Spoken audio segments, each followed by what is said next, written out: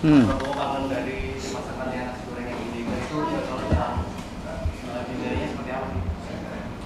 Oh ya, jadi gini, dalam dunia politik praktis untuk membangun sebuah komunikasi politik biasanya orang-orang yang punya sejarah, ya sejarah pertemanan, sejarah persahabatan, sejarah kerjasama politik, sejarah kemitraan politik, biasanya di dalam proses itu ada hal-hal yang menarik.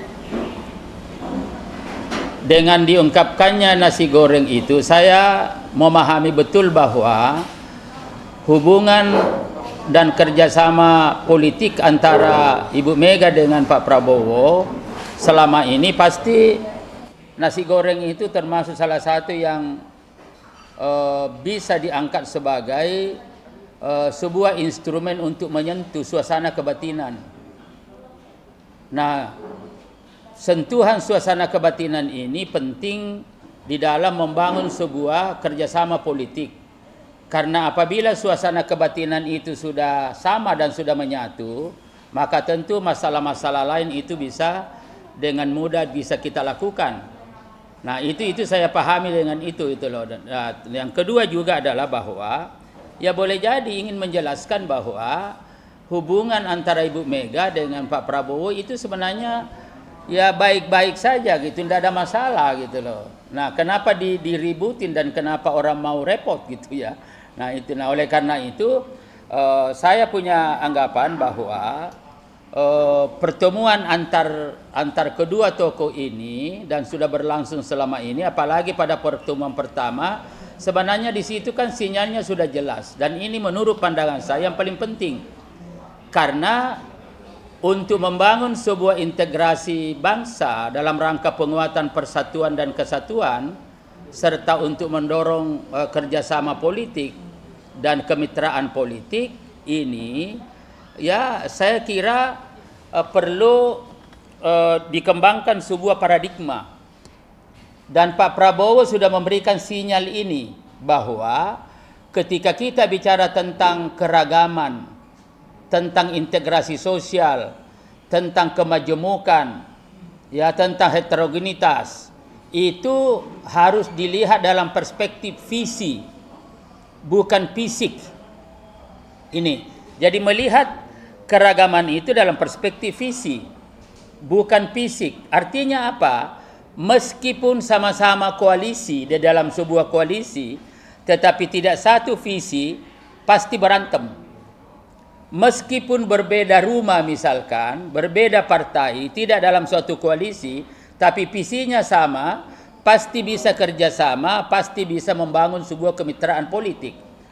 Nah, oleh karena itu maka persoalannya di sini adalah bukan persoalan PDIP ada di dalam atau ada di luar, tetapi bagaimana satu visi antara pemerintahan Prabowo dengan Mbak Mega gitu ya. Ini kan penting, dan menurut pandangan saya kan selama ini sudah ada satu visi. Apa itu? Pada pertemuan pertama ya sudah diinformasikan bahwa ada kesepakatan kita sama-sama membangun dan penguatan persatuan dan kesatuan bangsa, membangun integrasi bangsa, dan bagaimana Pancasila ini betul-betul kita tetapkan sebagai sebuah ideologi dan falsafah bangsa. Ini kan sudah disepakati itu, dan ini yang menjadi poin. Belum lagi Pak Prabowo terakhir mengatakan bahwa kita ini ibarat rumah besar. Kita ini adalah penghuni-penghuninya. Maka kita memiliki tanggung jawab yang sama untuk merawat rumah besar ini, apapun posisi kita. Nah, ini saya kira kalau sudah satu visi, maka pasti ada persamaan-persamaan untuk melakukan tugas-tugas partai ke depan untuk rakyat. Lalu Pak Prabowo menambahkan lagi bahwa paradigma yang harus kita kembangkan hari ini adalah paradigma rakyat. Kalau kita sudah bicara tentang rakyat, maka kita harus satu. Artinya, rakyatlah yang mempersatukan kita. Kenapa? Karena tujuan kita sama-sama adalah bagaimana agar supaya program-program pembangunan yang kita lakukan adalah untuk meningkatkan kesejahteraan rakyat dan untuk kemajuan bangsa. Nah, ini kan semua setelah di situ gitu loh. Nah, jadi menurut pandangan saya, ya pertemuan ini memang sebuah keniscayaan Ya, dan yang paling penting lagi adalah kalau pertemuan ini dilakukan itu ingin memberikan satu contoh kepada masyarakat dan seakan-akan ingin mengatakan, wahai rakyat semuanya, kami elit-elit yang ada di atas ini adalah satu, mengapa Anda tidak satu, padahal kami berbuat adalah untuk rakyat semua. Tetapi kalau di atas tidak satu, rakyat akan berkata, bagaimana kita mau satu, elit-elit politiknya di atas tidak satu, bahkan hanya saling memfitnah, misalkan saling politikin dan lain-lain sebagainya. Saya kira pesan-pesan seperti itulah yang akan dikembangkan gitu loh. Belakangan Pak Prabowo kemarin menyebut resah dengan aksi premanisme di daerah bagaimana? Jadi saya kira memang begini ya. Jadi kalau memang kita sudah ini kan Pak Prabowo sangat konsisten berpikir kan, dan memang orangnya sangat rasional. Ya, saya katakan bahwa saya 2 tahun jadi ketua koalisi di sana, jadi saya paham betul bagaimana beliau sangat rasional, sangat realistis dan sangat konsisten berpikir tentang itu. Nah, tadi saya katakan bahwa Pak Prabowo mengatakan ya minggu lalu kan bahwa paradigma kita sekarang adalah paradigma rakyat. Karena itu maka ketika bicara tentang rakyat, maka rakyatlah kita bersatu dan kita berbuat untuk rakyat. Dan karena itu apabila ada yang menghambat langkah-langkah kita untuk berbuat untuk rakyat, maka itu harus kita atasi. Nah, salah satu yang muncul selama ini adalah ya langkah-langkah yang dilakukan oleh oknum-oknum premanisme. Saya tidak ingin mengatakan organisasi, tapi ada oknum-oknum yang bermain di situ. Lalu kemudian Pak Kapolri misalkan sudah mengambil tindakan tegas bahwa siapapun premanisme yang melakukan praktek-praktek pemerasan terhadap perusahaan-perusahaan yang ada atau apapun harus diberikan tindakan yang tegas. Nah, saya kira itu adalah konsekuensi kalau kita ingin maju. Artinya adalah seluruh hal-hal yang menghambat pembangunan ini harus diatasi dengan baik. Ya tentu tetap dalam kerangka demokratisasi dan tetap dalam kerangka penegakan hukum. Nah, oleh karena itu kita berikan apresiasi tentang itu. Nah, ini saya ingin kembali ya. Jadi pastikan ada pertanyaan. Bagaimana misalkan kalau PDIP apakah tetap di luar atau ada di dalam? Nah, bagi Partai Golkar itu kan ini kan hak masing-masing partai. Ya, PDIP. Nah, ini saya ingin kembali ya. Jadi pastikan ada pertanyaan. Bagaimana misalkan kalau PDIP apakah tetap di luar atau ada di dalam? Nah, bagi Partai Golkar itu kan ini kan hak masing-masing partai. Ya, PDIP yang dipimpin oleh Ibu Mega mau bergabung secara formal dengan koalisi Indonesia Maju atau tidak, ya itu kan haknya. Ya, dan Pak Bahlil Lahadalia sebagai ketua umum DPP Partai Golkar sudah mengatakan yaitu hak masing-masing partai, tetapi apabila PDIP bergabung itu akan lebih baik. Dan alhamdulillah, kenapa? Karena ini kan sudah satu visi nih. Ya, di dalam pertemuan pertama sudah satu visi dengan Pak Prabowo.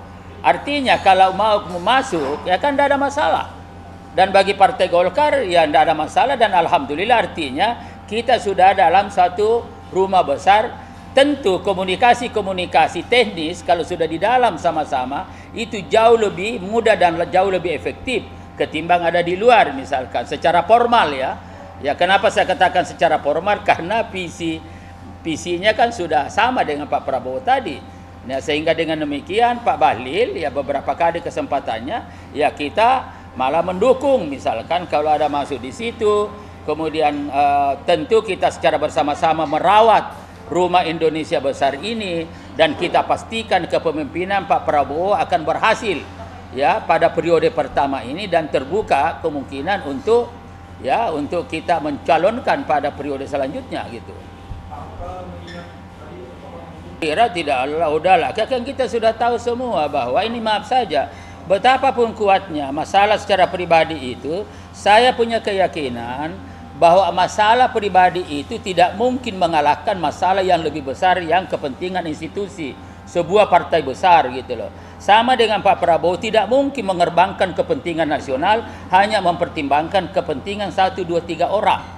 Ya, misalkan tadi juga misalkan ada isu tentang reshuffle kabinet ada hanya karena pertimbangan subjektif. Sekali lagi saya katakan, Pak Prabowo setahu saya orang yang di dalam mengambil keputusan tetap diinspirasi oleh patriotisme, diinspirasi oleh nasionalisme, diinspirasi oleh asas-asas kebangsaan kita, maka pasti mengedepankan kepentingan bangsa, pasti mengedepankan persatuan dan kesatuan bangsa. Pasti kemajuan bangsa yang dikedepankan dan tidak mungkin hal-hal ini dikorbankan hanya untuk mempertimbangkan 1, 2, 3 orang. Dan oleh karena itu Pak Prabowo kan ingin sukses. Karena itu apabila ada menteri-menterinya yang dianggap tidak sukses, ya tidak produktif lagi, saya punya keyakinan Pak Prabowo pasti akan melakukan pergantian. Ya karena tidak mungkin Pak Prabowo mempertahankan 1, 2 orang yang nyata-nyata itu tidak produktif, yang nyata-nyata itu tidak ada prestasi dan tetap dipertahankan. Kalau itu kan ya bahasanya bahasa OKP-nya dulu sama dengan bunuh diri gitu, dan Pak Prabowo tidak mungkin lakukan itu. Ya jadi pasti kalau ada memang nggak produktif ya udah. Kenapa tidak gitu loh? Ya kan itu masalahnya.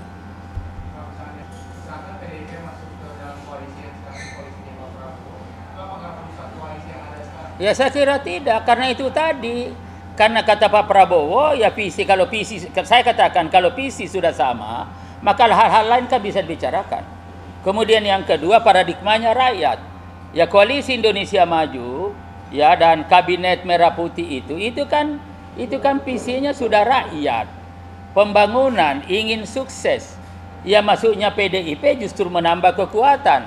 Satu visi. Hubungan politik secara teknis dalam rangka untuk mendorong pembangunan ini ya dengan mengedepankan nastacita sebagai sebuah gerakan pembangunan, saya kira lebih efektif lagi. Kalau ada komunikasi, tidak usah lagi ada terik-terik mau nasi goreng, mau apa, langsung aja nasi goreng dimakan lalu kan bisa ketemu, tidak usah menunggu beberapa hari gitu loh. Ini kan masalah teknis. Jadi visi di atas sudah sama. Bagaimana teknis ke depan? Itu tidak begitu susah kalau visinya sudah jelas. Karena tidak mungkin ada langkah-langkah teknis yang kita ambil yang merusak visi besar itu. Apa visi besar itu? Komitmen integrasi bangsa, komitmen penguatan persatuan kesatuan, komitmen Pancasila sebagai ideologi bangsa, dan komitmen menjadikan rakyat sebagai sebuah paradigma, dan karena rakyatlah kita bersatu. Untuk apa? Ya untuk kesejahteraan rakyat, untuk kemajuan bangsa, untuk mencapai bagaimana Indonesia emas ke depan dan lain-lain sebagainya. Ini kan sudah nih. Nah bagaimana di bawah, apa di dalam atau tidak, ini masalah teknis sebenarnya.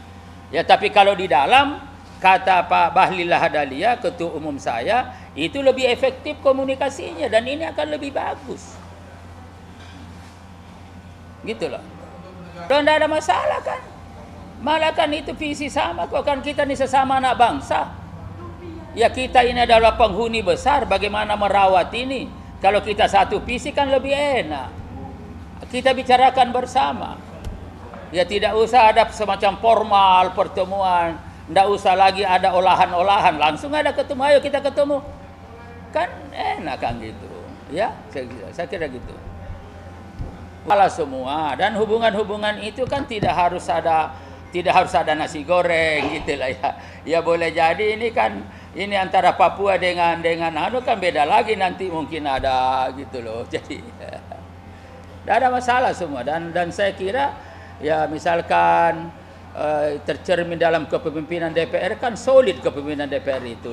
Ada Mbak Puan, ada di situ Prof Dasko, ada di situ Adis Kadir. Kalau bicara Golkar, dan ada yang lain, ini kan saya melihat hubungannya selama ini sangat efektif, produktif. Ya, produktif artinya bahwa prestasi-prestasi yang dicapai DPR selama ini kan kelihatan gitu ya, dan tidak pernah ada satu gejolak-gejolak, tidak ada di sana. Tetapi semua kan jalan. Partai lain kan ini kan hubungannya tidak hanya harmonis tapi ya. Enggak.